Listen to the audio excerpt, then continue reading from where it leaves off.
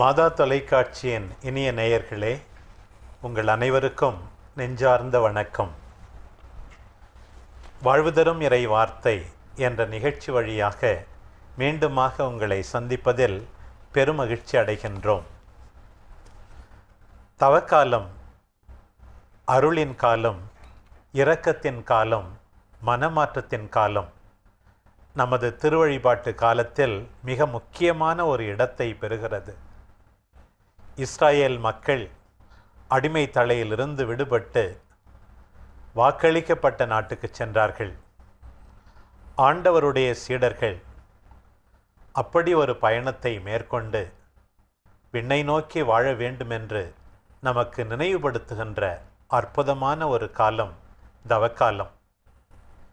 40 நாட்கள் என்று திருச்சபை நமக்கு இந்த ஒப்பில்லாத ஒரு வாய்ப்பை வழங்கி இருக்கின்றது.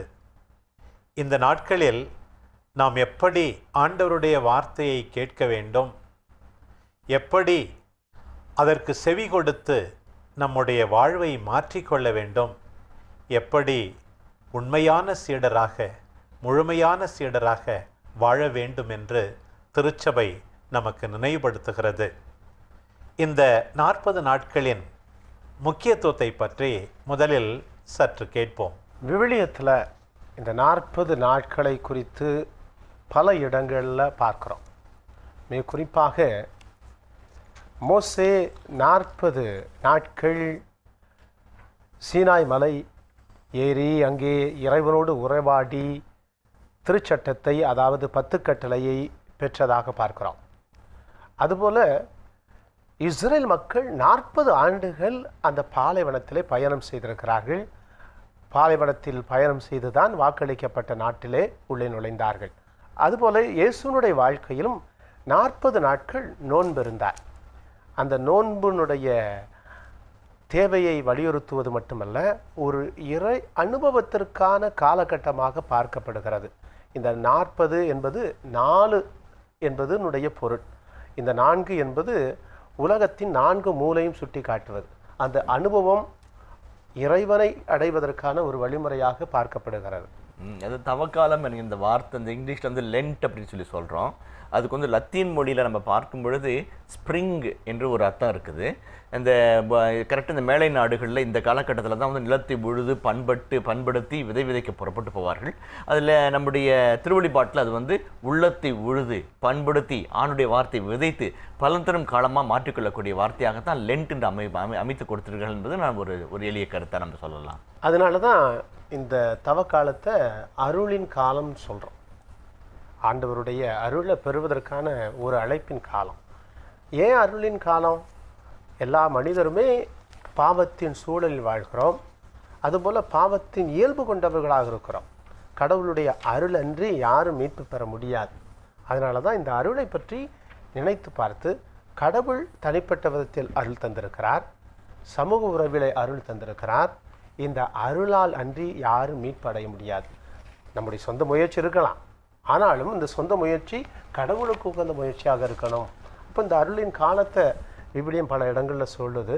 நமக்கு அதை பற்றிய குறிப்புகளை நம்ம தெரிஞ்சுக்கிறது நல்லது. எல்லா காலங்களையும் விட இந்த தவக்காலத்தில் கொடுக்கப்படுகின்ற இறை வார்த்தைகள் நெஞ்சுக்கு ரொம்ப நெருக்கமாகவும் ரொம்ப பர்சனலாகவும் இதயத்தோடு இதயமாக நம்மை ஈர்க்கக்கூடியதாக இருக்கின்றது.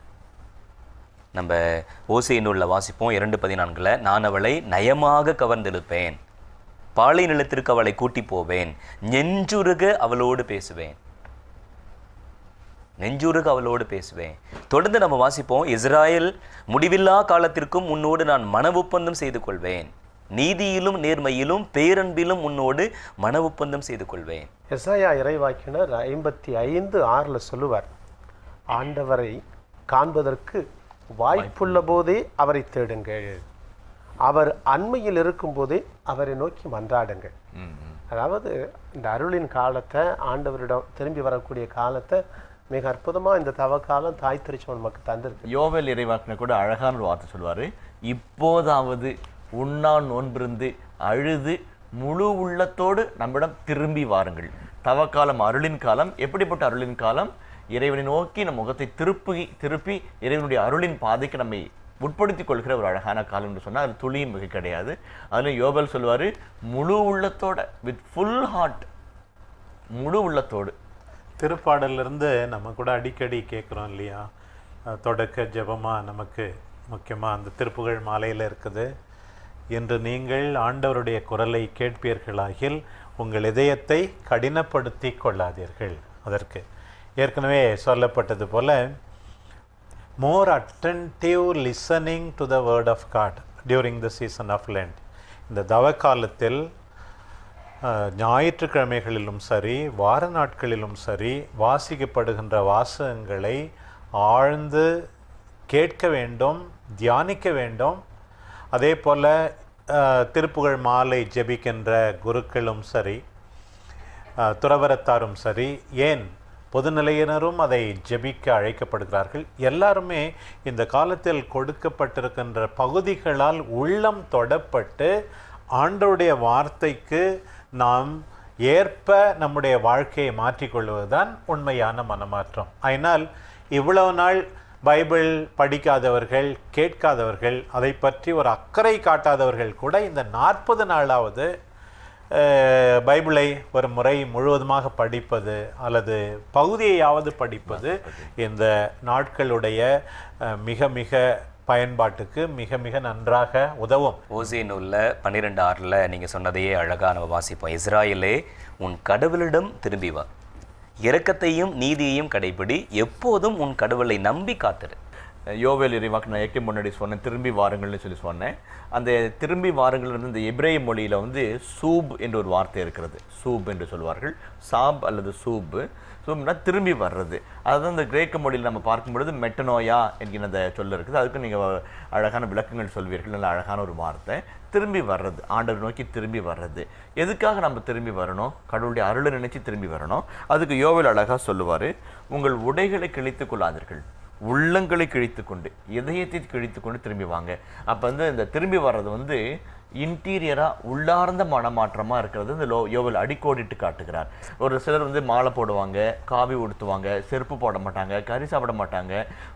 சில இன்னும் கொஞ்சம் பேர் பெண்கள் கூட தவ முயற்சிகளாக வந்து தலையில் சூடிக்கலாமல், சில பொட்டு கூட வைக்காமல் அந்த தவத்தினுடைய அடையாளத்தை வெளிப்படுத்துவாங்க. இது எல்லாவற்றையும் தாண்டிய ஒரு உள்ளார்ந்த மனமாற்றம் மிகுந்த ஒரு திரும்புதலை ஆண்டுக்கிறது. அதுதான் வந்து நற்செய்தியும் சரி வழிபாடுகளும் சரி இறைவார்த்தை நமக்கு அழைப்பு விடுக்கிறது. நம்முடைய ஆன்மீக வாழ்க்கையில் இதைத்தான் நாம் மனத்திலே கொள்ள வேண்டும். ஏதோ தவறான வழி, சாத்தானுடைய வழி, தவறு என்று தெரிகிறது, ஆண்டவருடைய வார்த்தையால் உணர்த்தப்படுகிறோம். உடனே திரும்பி ஆண்டவர் பக்கம் திரும்புவது, ஆண்டவருடைய வழியிலே பயணிப்பது. இதற்காகத்தான் ஆண்டவர் இந்த காலத்தில் சிறப்பான விதத்தில் நம்மையே நாம் சோதித்து பார்த்து எந்த வழியிலே போகிறோம், சரியான வழியா என்று ஆண்டவர் நம்மை அழைக்கிறார். எரேமியா நூலில் 4:1 நீங்கள் சொன்னது அப்படியே சொல்கிறாரு.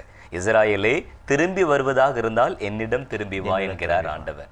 அருவருப்பானவற்றை அகற்றிவிட்டால் என் திருமுன்னிலையிலிருந்து அலைந்து திரிய மாட்டாய்.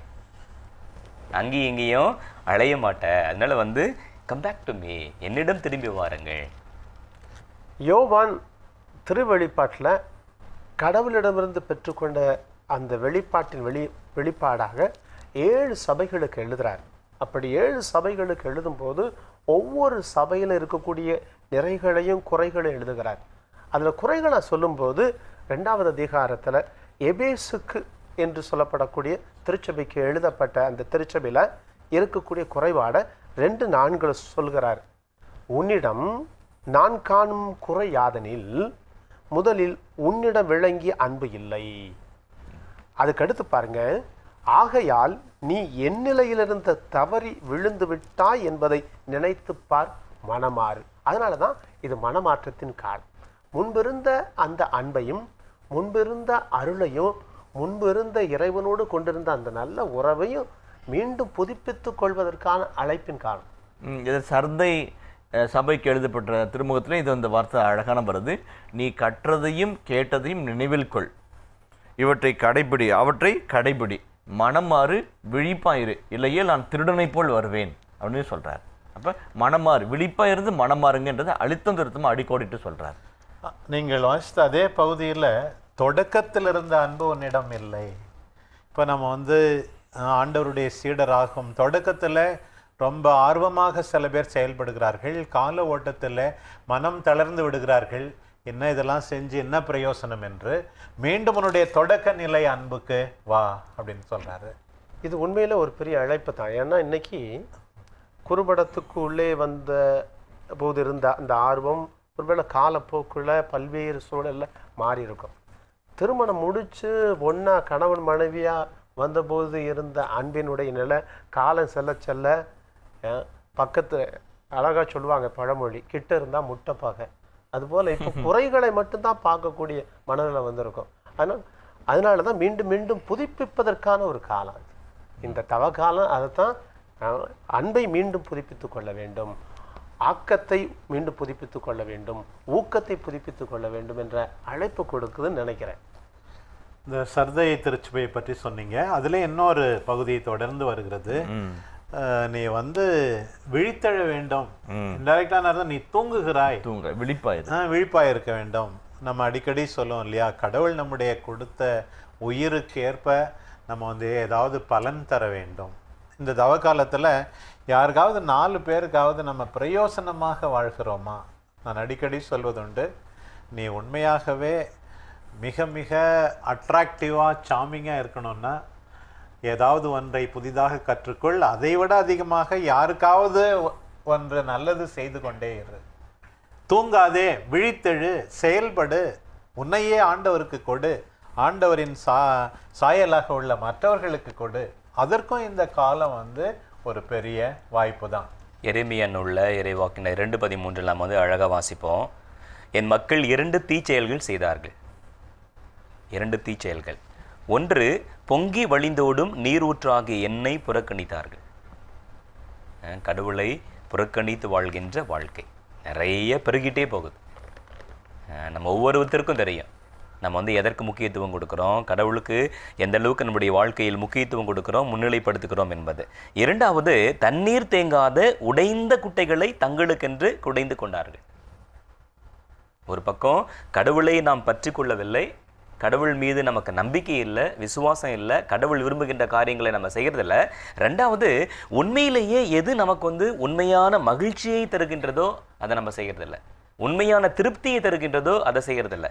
எது உண்மையானதோ அதை நாம் செய்வதில்லை, எது சரியோ எது முறையோ அதை நாம் செய்வதில்லை. அதனால தான் இந்த சூழ்நிலைகளில் நம்ம கொடுக்கப்படுகின்ற மிகப்பெரிய அழைப்பு. பெரும்பாலும் ரொம்ப கெட்டவங்களும் கிடையாது, ரொம்ப நல்லவங்களும் கிடையாது. இப்போ அந்த பகுதியில் சொல்லியிருக்க மாதிரி ஓகே, சாத்தானின் வழிமுறைகளை மட்டுமே தேர்ந்தெடுக்கிற ஒரு கூட்டம், ஆண்டவரை மட்டுமே பின்பற்றுகிற ஒரு கூட்டம். அப்படி இருப்பதை விட மெஜாரிட்டி நிறைய பேர் எப்படி இருக்கிறார்கள் என்றால் இந்த லவதோக்கிய சபை மாதிரி தான்.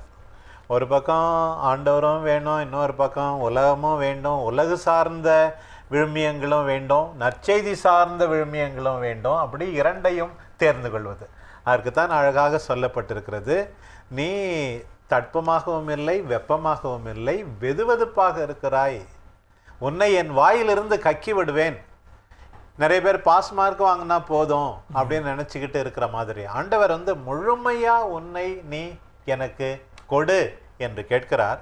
இதில் எல்லா அந்த 7 சபைகளுக்குமே மீண்டும் மீண்டும் சொல்லப்பட்டிருக்கிறது, உன் செயல்களை நான் அறிவேன், உன் செயல்களை நான் அறிவேன்.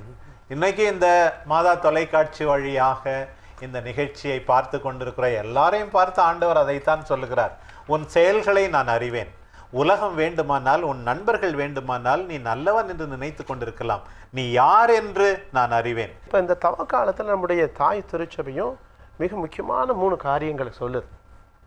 3 முக்கியமான காரியங்களை, அதாவது தர்மம், ஜெபம், நோன்பு பற்றி சொல்லுது. இதில் நம்ம பார்க்க வேண்டியது என்னென்னா அதனுடைய மனநிலை. இஸ்ரேல் மக்கள் பார்த்தோம்னா அவங்க மீண்டும் மீண்டும் பாவம் செய்கிறாங்க. நீதித்தலைவர் நூலில் கடவுளுக்கு உகந்த வாழ்க்கை வாழ்ந்திருக்கணும், ஆனால் கடவுளோட பார்வையில் அவர்கள் தீயதனப்பட்டதை செய்தார்கள், எனவே அடிமையாயிட்டாங்க. அப்போ இந்த அடிமையாகாமல் இருக்கிறதுக்கான இந்த 3 முக்கியமான புண்ணியங்கள், அதுவும் இந்த ஜெபம், நோன்பிருத்தல், தர்ம காரியங்களில் ஈடுபடுது. இது 3ம் யூத வழிமுறைகளிலிருந்து வருகின்ற ஒரு பாரம்பரியமான செயல்பாடுகள். இந்த அதான் ஒரு அறிஞர் சொல்லும்போது சொல்லுவார், these 3 are 3 pillars of Jewish piety. யூத மதத்தினுடைய பக்தி முயற்சியின் 3 தலையாய தூண்கள் போல் இருக்கிறது. நம்ம அதுவும் கிறிஸ்துவ வழிமுறையும் அதை அப்படியே பின்பற்றுறது. இந்த 3ஐயும் ஜெபம், நோன்பிருத்தல், தர்மக்கரம் இடுவது, இதை 3ஐயும் அர்த்தத்தோடும் ஆழ்ந்த பொருள் உணர்வோடு நம்ம செஞ்சோம்னாவே தவக்காலம் மிகுந்த அர்த்தமுடையதாக பொருள் உள்ளதாக மாறுனதில் துளியும் மிகை கிடையாது. யூத பாரம்பரியத்தில் நம்ம பார்க்குறோம், ஒரு குறிப்பிட்ட நேரத்தில் யூதர்கள் ஜெபிப்பதை வழக்கமாக கொண்டிருந்தார்கள். குறிப்பாக காலையில் 9 மணிக்கு, மதிய நேரத்தில் 3 மணிக்கு அவர்கள் ரெகுலராக ஜெபிக்கிற ஒரு பழக்கம் இருந்தது. அவங்க எங்கே இருந்தாலையும் எல்லா வேலைகளையும் விட்டு ஜெபிக்கிற ஒரு தாகம் அவர்களுக்குள்ளாக இருந்தது. அதனுடைய நோக்கம் வெவ்வேறு கூட இருக்கலாம். ஒரு சிலர்லாம் குறிப்பாக மக்கள் கூடுகின்ற இடம், மற்ற இடங்கள்லாம் மக்கள் பார்க்கணும் அப்படிங்கிறதுக்காக கரங்களை உயர்த்தியோ மற்றபடி வெளிப்புற தோற்றத்தை காட்டுவதற்காக ஜெபிக்கின்ற சூழலும் இருக்கின்றது. ஆனால் இந்த தவக்காலத்தில் நமக்கும் இறைவனுக்கும் இடையே இருக்கின்ற அந்த நெருங்கிய உறவை அனுபவிக்கின்ற காலமாக மாற்றிக்கொள்வது ஜெபத்தின் மூலமாக தான் செய்ய முடியும். இன்னும் கூட நிறைய பேர் எனக்கு ஜெபிக்க தெரியாது அப்படின்னு சொல்கிறாங்க. ஜெபம்னா கர்த்தர் கற்பித்த ஜெபம் அல்லது அருள்நேர்ந்த மரியே ஜெபம், இதுதான் எனக்கு தெரிஞ்ச ஜெபம் அப்படின்லாம் சொல்கிறாங்க. நான் தந்தை அலாஷியஸ் சேவியர், என்னுடைய விவிலிய பேராசிரியர், எனக்கு அறிமுகப்படுத்தினார். கர்தினால் மார்த்தினியினுடைய புத்தகங்களை எல்லாம் அவர் அறிமுகப்படுத்தும் போது அதில் அபிரகாமினுடைய ஜெபத்தை பற்றி சொல்லும்போது 3 விதமான ஜெபங்கள் அபிரகாமினுடைய வாழ்க்கையில். அபிரகாமினுடைய நம்பிக்கையின் தந்தைன்னு மட்டும்தான் சொல்லுவோம். 3 விதமான ஜெபங்கள் அபிரகாமினுடைய வாழ்க்கையில். ஜெபத்தின் தந்தை கூட என்று அவர் குறிப்பிடும்போது சொல்லுவார். இன்னும் அபிரகாம் என்ன செய்கிறார்? கடவுள் கூப்பிடுகிறார், இதோ நான் இருக்கிறேன் என்று எப்போது பார்த்தாலும் கடவுளுடைய குரலுக்கு செவி கொடுக்கிறார். ப்ரேயர் ஆஃப் லிசனிங், கடவுள் பேசுவதை கேட்பது. நம்ம எப்போ பார்த்தாலும் நாமே பேசிக்கொண்டே இருக்கிறோம் அதிகமாக. கடவுள் பேசுவதை கேட்பது ஒரு பெரிய ஜெபம். 2வது, இன்னும் எனக்கு குழந்தை கொடுக்குறேன்னு சொன்னேன், ஒரு பெரிய நாட்டை கொடுக்குறேன்னு சொன்னேன், ஒன்றும் நடக்கிற மாதிரியே தெரியலையே, புலம்புவது ஜெபம். எல்லாருக்குமே புலம்பு தெரியும். there is a conflict between promise and fulfillment. நீ வாக்களித்தது ஒன்று, இன்னும் நிறைவேறல, இன்னும் ஆண்டவரே பேசாமல் இருக்கிற, ஆண்டவர் இயேசுவே சிலுவையில் அதுதானே செஞ்சார். எல்லாருக்கும் புலம்ப தெரியும் தானே. அதனால் நிச்சயமாக அவங்களுக்கு ஜெபிக்கவும் தெரியும். அப்புறம் நம்ம தாத்தா பாட்டி எல்லாம் சின்ன பிள்ளையிலேருந்து நமக்கு என்ன கற்றுக் கொடுத்தது? கேட்க தெரியும். அபிரகாம் கேட்குறார், அதே போல் தான் சோதோம் கொமோரா பட்டணம் தன்னுடைய உறவினருக்காக அழியக்கூடாது என்பதில் அக்கறையோடு 50லேருந்து 45க்கு, 45லேருந்து 40க்கு, 40லேருந்து 30, 30லேருந்து 20, 20லேருந்து 10க்கு, இப்படி கொஞ்சம் கொஞ்சமாக குறைச்சி இப்படி நீதிமான் இருந்தாவது காப்பாற்று, இப்படி வேண்டுதல் ஜெபம், பரிந்து பேசி வேண்டுகிற ஜெபம். இந்த ஜெபம்லாம் எல்லாருமே செய்ய முடியும். அதாவது தவக்காலத்தில் நம்ம நிறைய அதை செய்கிறோம் இதை செய்கிறோம் நம்ம ரொம்ப மிகைப்படுத்தி கொள்ளாமல் செய்கின்ற ஒவ்வொரு காரியத்தையும், சின்ன காரியம் தான், கொஞ்சம் நேரம் தான், அதை முழு மனதோடு யோவேல் சொல்கிற மாதிரி முழு உள்ளத்தோடு நல்லபடியாக செய்யும் பொழுது என்னுடைய அர்த்தம் அதிகமாகுது. எனக்கு இன்னொரு சின்ன ஒரு எளிமையான ஒரு கருத்து, அதாவது தவக்காலத்தில் நம்ம ஜெபிக்கிறோம், உறவாடுறோம், இறைவனோட ஒன்றிச்சு இருக்கிறோம். அது இன்னொன்று அந்த இயேசுனுடைய அப்பா அனுபவத்தை நம்ம வாழ்ந்தோம் அப்படின்னம்னாக்க ஒரு மிகப்பெரிய ஒரு மாற்றத்தை நம்ம வாழ்க்கையில் நம்ம பார்க்க முடியும். இயேசு தந்தை ஜெபிக்கும் பொழுது இவ்வாறு ஜெபியுங்கள் எங்கள் தந்தாய் அப்படி சொன்னார். அந்த தந்தாய் என்ற வார்த்தை எபிரேய மொழியிலையும் சொல்லலாம், அரமாய்க்கு மொழியிலையும் சொல்லலாம். எபிரேய மொழியில் ஆவ் அப்படின்ற ஒரு வார்த்தை இருக்குது. அரமாய்க்கு மொழியில் அவ்வா, அப்பா என்ற வார்த்தை. ஒருவேளை இயேசு லிட்ரலாக மனப்பாடமாக வாய்ப்பாடாக சொல்லுன்னு சொல்லியிருந்தாக்க ஆவுன்ற வார்த்தையை பயன்படுத்தியிருக்கலாம். அப்படி இல்லாமல் ஒரு குட்டி பையன் அவங்க அப்பா பார்த்து பாவா, நைனா, டாடா, டேடி அப்படின்னு கொஞ்சம் பேசுகிற மாதிரி அப்பான்னு சொல்லுப்பா அப்படின்னு சொல்லி கொடுத்துக்கிறார். எதை சொல்கிறேன்னா, ஒரு அந்யோன்யமாக பாசத்தோடு இருங்க. ஜெபத்தை ஒரு வாய்ப்பாடாவோ ஒரு மனமான ஒரு இதாக இல்லாமல், ஒரு வாடிக்காவோ வேடிக்கையோ இல்லாமல் ரொம்ப பர்சனலாக இண்டிவிஜுவலாக சாமியோட ஒன்றிச்சு செய்யக்கூடிய ஒரு நேரமாக இருந்தால் ரொம்ப அழகாக இருக்கும். அது அந்த தவக்காலத்தில் நம்ம செய்கின்ற ஜெப முயற்சிகளில் எல்லா ஜெபமொழியிலும் பங்கேற்போம். முழு உள்ளத்தோட அந்த கடவுளுடைய பர்சனலான அந்த ஒரு அழகான ஒரு தொடுதலை உணர்ந்து வாழ்ந்தோம்னாக்க ஒரு அற்புதமான தவக்காலமாக மாறும். இந்த ஜெப வாழ்க்கையை பற்றி நம்ம பார்த்தோம்.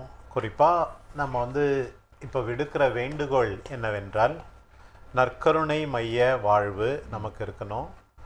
திருப்பலியில் ஞாயிற்றுக்கிழமை மட்டும் பங்கு பெற்றவர்கள் எல்லாம் வார நாட்கள் ஒரு நாளாவது பங்கு பெற வேண்டும். நற்கருணை பற்றி திருச்சபை நமக்கு சொல்வது, எல்லாரும் அதில் பக்தியோடு பங்கு பெற வேண்டும், தகுதியோடு ஆண்டவரை உட்கொள்ள வேண்டும், அந்த நற்கருணையில் இருக்கிற நம் ஆண்டவரை ஆராதிக்க வேண்டும். இதை இந்த நாட்களில் நாம் செய்ய கடமைப்பட்டிருக்கிறோம். அத்தோடு சேர்ந்து ஒப்புரவு அருட்சாதனம், இந்த இரண்டாவது அந்த அருட்சாதனம், ஒப்புரவு அருட்சாதனத்தை எல்லாரும் பங்கு கொண்டு வாழ்க்கையை மாற்ற வேண்டும். இந்த தவக்காலத்தில் இன்னொரு சிறப்பான பக்தி முயற்சி சிலுவை பாதை. அதுவும் ஆண்டவருடைய பாடுகளை தியானித்து ஆண்டவருடைய வழியில் நாமும் நடக்க சக்தி பெற்று, இதெல்லாம் இப்படி எத்தனையோ பக்தி முயற்சிகள் எல்லாம் இருக்கின்றன. அதனால் இந்த ஜெப வாழ்வில் ஒரு புதுமை நம் ஒவ்வொருவருக்கும் ஒரு மறுமலர்ச்சி இருக்கும் வழியாக நாம் இதை பயன்படுத்த வேண்டும். இரண்டாவது, இந்த தவக்காலத்தில் இரண்டாவது அந்த ஃபாதர் சொன்னது மாதிரி ஒரு முக்கிய தூணாக இருப்பது தவம், பெனன்ஸ், நோன்பு என்றெல்லாம் சொல்லுகிறார்கள் அல்லவா? அதை பற்றி நீங்கள் கொஞ்சம் சொல்லுங்களேன். பெரும்பாலும் யூதர்கள் எதற்கு நோன்பு இருந்தார்கள் அப்படின்னு ஒரு கேள்வி கேட்டு பார்க்கணும். அதாவது ஒரு துக்கமான நிகழ்ச்சி என்றால் அவர்கள் நோன்பிருப்பார்கள், தங்களுடைய ஆடைகளை கிழித்து கொள்வார்கள், தலைமையில சாம்பலை போட்டுட்டு புலம்பி அழுவார்கள். ஏன்னா ஒன்று இழந்து விட்டோம், அந்த இழப்பை ஈடு செய்ய முடியாது அப்படின்னு சொல்றது. அதுபோல இந்த பழக்கமானது சமூக பழக்கமானது காலப்போக்கில் ஒரு சமய பழக்கமாக உருவாச்சு. அதான் செமித்திய மரபில் பார்க்குறோம். செமித்திய மரபில் பார்க்குற போது அவர்கள் நோன்பு இருந்தார்கள். எதற்கென்றால் பாவத்துக்கு பரிகாரமாக, மனமாற்றத்துக்கு. அது நம்ம யோனா புத்தகத்தில் அழகாக பார்க்குறோம். இறைவாக்கு சொன்ன உடனே அதை கேட்டவுடன் மக்கள் நோன்பு இருக்கிறார்கள். அதை கேட்டு மக்கள் மட்டும் இல்லை, பெரியோர் முதல் சிறியோர் வரை, ஆடு மாடு கூட அழகாக சொல்லப்பட்டிருக்கு, ஆடு மாடு கூட என நோன்பு இருக்கிறது. இதை கேட்டு மன்னனும் நோன்பு இருக்கிறான். இந்த நோன்பு என்பது நீங்க உணவு இல்லாம இருக்கிறதில்ல, அந்த உணவை பகிரணும். உணவை பகிர்ந்துக்கிறணும். உடைகளை கிழித்துக் கொள்ளாமல் உள்ளங்களை கிழித்துக் கொள்ளுங்கள், அங்கு ஏழைகளுக்கு இடம் கொடுங்க. அந்த வெளிவேடத்தை பத்தி சொல்லும் பொழுது மத்திய நற்செய்தியில் நீங்க சொன்னது மழைப்பொழு சொல்லும் பொழுது, நோன்பு இருக்கும் பொழுது முகத்தை விகாரப்படுத்துகிறீங்க, தலைக்கு எண்ணெய் போடுறதில்ல, நோன்பு இருக்கிறத மக்கள் முடி காட்டிக்கிறீங்க அப்படின்னு சொல்றாரு. இந்த யூதர்கள் வாரத்தில் 2 நாட்கள் நோன்பு இருந்தாங்க, திங்கட்கிழமையும் வியாழக்கிழமையும் 2 நாட்கள் நோன்பு இருந்தாங்க. இந்த 2 நாளுமே மார்க்கெட் டே, சந்தை கூடும் நாட்கள்.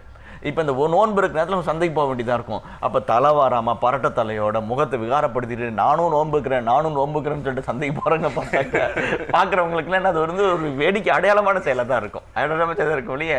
அதான் ஏசு சொல்கிறாரு, நோன்பு இருக்கும் பொழுது மறைவாக இருக்கிற தந்தை உங்களுடைய நோன்பை கண்டு கடவுள் உங்களுக்கு பிரதிபலன் கொடுக்கணும், தலை எண்ணெய் பூசுங்க, முகத்தை விகாரப்படுத்திக்காதீங்க, அன்பா இருங்க. அதான் நீங்கள் ஏசாயா இறைவாக்கு சொன்னது போல ரொம்ப வெளிவேடத்தை தாண்டிய நீதிக்கான செயல்களில் ஈடுபடுவது, ஏழைகளுக்கு உதவுவது, பசித்தோர்போடு உணவை பகிர்ந்து கொள்வது, இவையெல்லாம் நோன்பு இருக்கும் பொழுது அழகான ஒரு செயல்பாடு அமைய. பிறர் அன்பு காரியங்களுக்கு பயன்படும் விதத்தில் நம்முடைய நோன்பு இருக்க வேண்டும் சொன்னீங்க. அதே சமயத்தில் தனிப்பட்ட விதத்தில் ஆன்மீக வாழ்வுக்கும் நோன்பு துணை புரியும். இறைவனை மையப்படுத்த மனிதன் உயிர் வாழ்வது அப்பத்தினால் மட்டுமன்று, ஆண்டவருடைய வாயிலிருந்து வருகின்ற ஒவ்வொரு சொல்லினாலும் உயிர் வாழ்கிறான் என்று, நான் கடவுளை சார்ந்திருக்கிறேன் என்று நம்மையே நினைவுபடுத்தி கொள்ளவும் நோன்பு தனிப்பட்ட விதத்தில் உதவும். அதோடு சேர்ந்து கூட நாம் துன்புறுகின்ற மனித இனத்தோடு நாம் ஒன்றிணைகிறோம். நம்மே துன்பப்பட்டால்தான், பசியாக இருந்தால்தான் மற்றவருடைய பசி என்னவென்று புரிந்து கொள்ளவும் நமக்கு உதவும். கடவுளுடைய மகிமைக்காக மனிதருக்கு அன்பை வெளிப்படுத்த துன்புறுகின்ற மனுக்குலத்தோடு இணைய இப்படியெல்லாம் நம்முடைய நோன்பு நிச்சயமாக துணை புரியணும். அடுத்தது இந்த 3வது முக்கிய தூணாக இருப்பது இந்த தவக்கால பக்தி முயற்சிகளில் பிறர் அன்பு செயல்கள், தான தர்மம் செய்வது, மனமுவந்து செய்வது. அதையும் இந்த காலத்தில் ஆண்டாண்டு காலமாக திருச்சபையில் நாம் செயல்படுத்தி வந்திருக்கிறோம். தோபியா புத்தகத்தினுடைய பின்னணியில் பார்க்கும் பொழுது தர்ம காரியங்கள் செய்வது நம்மை மரணத்திலிருந்து விடுவிக்கக்கூடியதாகவும் பாவங்களிலிருந்து விடுவிக்கக்கூடியதாகவும் கூட அமையும் அப்படின்னு சொல்லுது. ஏழைகளுக்கு இறங்குறவன் கடவுளுக்கு வட்டிக்கு கொடுக்கிறான் என்று சொல்லி விவிலி வசனங்கள் சொல்லுகிறது. தாராள உள்ளத்தோடு ஏழைகள் பாலும் துன்புறுவோரும் தேவையில் இருப்போதும் நம்மிடம் இருப்பதை பகிர்ந்து கொள்ளும் பொழுது தவக்காலம் அர்த்தமுள்ளதாக மாறும். இந்த கொடுக்கக்கூடிய இயல்பு என்பது இஸ்ரேல் மக்களுக்கு இருக்க வேண்டும் என்பதற்காக 10ல் 1 பகுதி கொடுக்கணும். இணைச்சட்ட நூலில் 26 பார்க்குறோம். நீ இந்த காணிக்கையெல்லாம் ஏன்னா 10ல் 1 பகுதியை கொண்டு வரணும், எல்லாவற்றையும் கொண்டு வரணும். அது தானியமாக இருக்கலாம், ஆடு மாடாக இருக்கலாம், நீ சேர்க்கக்கூடிய எதுவாக இருக்கலாம். 10ல் 1 பகுதி கடவுளுக்கு கொடுக்கணும்னு சொல்லி இந்த பகிர்தலினுடைய நிலையில் 10ல் 1 பகுதியை கடவுளுக்கு கொடுத்து இன்னொரு பகுதி ஏழைகளுக்கு கொடுக்கணும். அதுதான் யூதர்களுடைய மரபு. அதனால தான் தோபியத்தை வந்து அழகா சொல்லுவாரு, உனக்குரிய செல்வத்திற்கு ஏற்ப தர்மம் செய். உன்னிடம் மிகுதியாக செல்வம் இருப்பின் மிகுதியாக கொடு, சிறிது செல்வமே இருப்பின் சிறிது கொடு, ஆனால் தர்மம் செய்ய தயங்காதே. தர்மம் செய்ய தயங்காதே. நீ தர்மம் செய்ய, ஆனால் தம்பட்ட அடிக்காத. அதனால தான் வந்து நற்செய்தியில் நான் வந்து அழகா வாசிக்கிறோம், நீங்கள் தர்மம் செய்யும் போது உங்கள் வழக்கை செய்வது இடக்கைக்கு தெரியாது இருக்கட்டும். அப்பொழுது நீங்கள் செய்யும் தர்மம் மறைவாய் இருக்கும், மறைவாய் உள்ளதை காணும் உங்கள் தந்தையும் உங்களுக்கு கைமாறு தருவார்.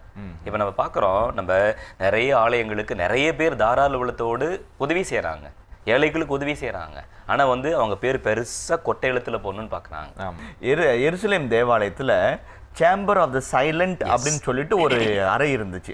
அந்த அறையில் என்ன செய்வாங்கன்னாக்க, தான தர்மங்கள் ஏழைகளுக்கு கொடுக்க விரும்புவர்கள் யாருக்கும் தெரியாமல் மறைமுகமாக போய் அந்த ஆலய அதிகாரிகளிடம் ஏழைகளுக்கு இதை கொடுத்து விடுங்கள் என்று சொல்லி அந்த அமைதியாளர்களின் கொடை அறையில் கொண்டு போய் கொடுப்பாங்க. அந்த சம்மந்தப்பட்டவங்களும் அந்த பொருளை வாங்கிட்டு ஏழைகளுக்கு மறைமுகமாக செய்வாங்க. இதனால் யார் கொடுத்தாங்க, யார் பெற்றுக்கொண்டாங்கன்னு யாருக்கும் தெரியாது. நம்ம எல்லாம் என்ன பல சமயத்தில் சொல்கிறோன்னா, நான் யாருக்கும் எந்த தீங்கும் செய்யலப்பா, நான் நல்லவன்ப்பா அப்படின்னு சொல்லிட்டு இருக்கிறோம். ஆனால் விவிலிய ஆன்மீகம் என்ன, நீ வந்து கெட்டது செய்யாதனால் மட்டும் ஆண்டவருக்கு ஏற்புடையவனாக முடியாது. நன்மை செய்ய வாய்ப்பு இருக்கும் போதெல்லாம் நீ செய்யாமல் இருந்தால் அது பாவம். பசியாயிருந்தேன் உண்ண கொடுக்கவில்லை, தாகமாயிருந்தேன் குடிக்க கொடுக்கவில்லை. உன்னுடைய தேவைக்கு மேலே சாமி கொடுத்துருக்கிறார் அப்படின்னா வந்து நீங்கள் அடுத்தவர்களுக்கு உதவி செய்ய வேண்டும் என்பதற்காக உங்கள் வழியாக ஆண்டவர் அடுத்தவர்களுக்கு அன்பு காட்ட ஆசைப்படுகிறார். மதர் தெரேசா சொல்லுவாங்க, கிவ் அன்டில் இட் ஹர்ட்ஸ் அப்படின்னு சொல்லுவாங்க. உங்களுக்கு நீங்கள் காயப்படும் வரை கொடுங்கள், அல்லது கொடுப்பது உங்களுக்குள்ள ஒரு காயத்தை உருவாக்கணும். நான் கொடுக்குற பொருளில் வந்து என்னுடைய தியாகம் அடங்கியிருக்கணும், அப்போ தான் உண்மையான தியாகம். சில சமயத்தில் தேவையிலிருந்து மிகுதியாக கொடுப்பாங்க, அது வந்து கொடுத்தலுக்கு அவ்வளோ பெரிய பலன் கிடையாது. இந்த தவக்காலத்தின் 40 நாட்களிலும் அப்பாவும் அம்மாவும் குழந்தைங்களும் ஒன்றாக சேர்ந்து குடும்ப ஜபம் ஜபிக்கிறதே ஒரு பெரிய வல்லமையான ஒரு காரியமாக அமையலாம். குடும்ப ஜபத்தை நம்ம வலியுறுத்தினோம்னாக்க அது ஒரு பெரிய, வீட்டில் அடுப்பு எரியுதோ இல்லையோ மெழுகுத்தி எரியணுன்ற ஒரு வைராக்கியம் மனசுக்குள்ளே இருந்துச்சுனாக்க அந்த 40 நாள் ஒரு சிறப்பாக அமையும். அதே போல் குடும்ப உறவுகளை சீர்படுத்தலாம். கணவன் மனைவியோ, பிள்ளைகள் பெற்றோரோ, அல்லது பிள்ளைகளுக்கு இடையேயோ குடும்ப உறவுகளை அவங்க சரி செய்து கொள்ளலாம். பிரியமானவர்களே, தவக்காலம் இறைவனின் இரக்கத்தின் காலம், அருளின் காலம். ஆண்டவர் கொடுத்த ஒரு பெரிய பொக்கிஷம். ஆண்டவருடைய வார்த்தையை கேட்பது, உள்ளம் தொடப்படுவது, மனம் மாறுவது, நல்ல வழியில் பயணிப்பது. விபூதி புதனன்று தொடங்கி பாஸ்கா பெருவிழாவில் முடிகிறது இந்த 40 நாட்கள். இந்த 40 நாட்கள் வீணாய் போய்விடக்கூடாது. அருளின் காலம் இதுதான், இதை வீணாக்க வேண்டாம் என்று கெஞ்சி கேட்கிறேன் என்றார் பவுலடியார். இந்த நாட்களில் நாம் பங்கு பெறுகின்ற திருப்பலி, திருவழிபாடு, நாம் பங்கு பெறுகின்ற சிலுவை பாதை, நாம் செய்கின்ற தர்ம காரியங்கள், நம்முடைய உபவாசம் எல்லாம் எல்லாவற்றை விட இறைவனை நாம் அன்பு செய்ய, ஒருவரை அன்பு செய்ய, இவ்வாறு விண்ணை நோக்கிய நம்முடைய பயணத்தில் நலமே நாம் வாழ துணை புரியனவாக இருக்க வேண்டும் என்பதுதான் மாதா தொலைக்காட்சி நேயர்கள் அனைவருக்கும் நாங்கள் விடுக்கின்ற செய்தி. மீண்டும் உங்களை வாழ்வு தரும் இறை வார்த்தை என்ற நிகழ்ச்சி வழியாக சந்திக்கும் வரை நன்றி கூறி விடைபெறுகிறோம். இயேசுக்கே புகழ். மரியே வாழ்க.